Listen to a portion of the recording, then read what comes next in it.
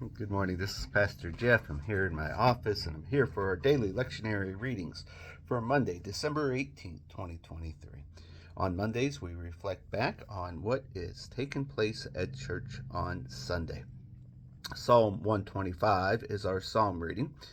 1 Kings 18, 1 through 18 is our Old Testament reading. And the book of Ephesians, chapter 6, verses 10 through 17 is our New Testament reading. And we will be reading today out of the New Revised Standard Version, the updated edition. We begin Psalm 125. Those who trust in the Lord are like Mount Zion, which cannot be moved but abides forever. As the mountains surround Jerusalem, so the Lord surrounds his people from the time on and forevermore.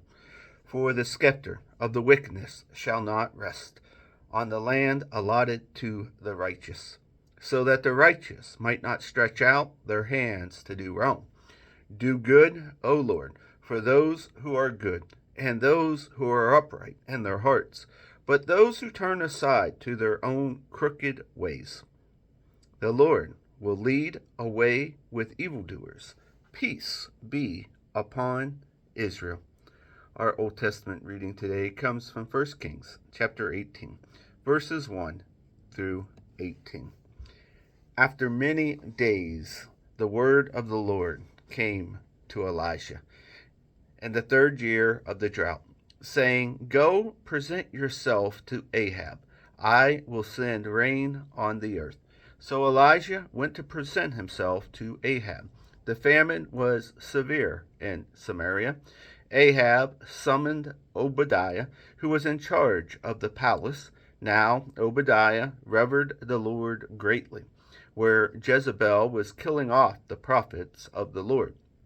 Obadiah took 100 prophets, hid them 50 to a cave, and provided them with bread and water. Then Ahab said to Obadiah, Go through the land to all of the springs of water and all the wades. Perhaps we will find grass to keep the horses and mules alive, and not lose some of the animals. So they divided the land between them to pass through it. Ahab went in one direction by himself, and Obadiah went in another direction by himself. As Obadiah was on the way, Elijah met him. Obadiah recognized him, fell on his face, and said, Is it you, my lord, Elijah?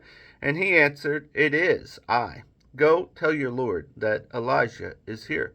And he said, How have I sinned, that you would hand your servant over to Ahab to kill me? And the Lord your God lives. There is no nation or kingdom to which my Lord has not sent to seek you. And when they would say, He is not here, he would require an oath of the kingdom of nations that they have not found you. But now you say, Go tell your Lord that Elijah is here. As soon as I have gone from you, the Spirit of the Lord will carry you, I know not where. So when I come and tell Ahab, and he cannot find you, he will kill me, although I, your servant, have learned and revealed from the Lord my youth. Has it not been told, my Lord, what I did when Jezebel killed the prophets of the Lord? How I hid 100 of the Lord's prophets, 50 to a cave, and provided them with bread and water? Yet now you say, Go tell your Lord that Elijah is here. He will surely kill me. Elijah said, As the Lord of hosts lives, before whom I stand, I will surely show myself to him today. So Obadiah went to meet Ahab and told him, and Ahab went to meet Elijah. When Ahab saw Elijah, Ahab said to him, Is it you, your troubler of Israel?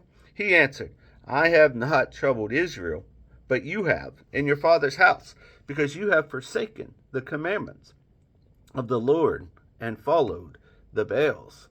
Our New Testament reading comes from Ephesians 6, 10 through 17.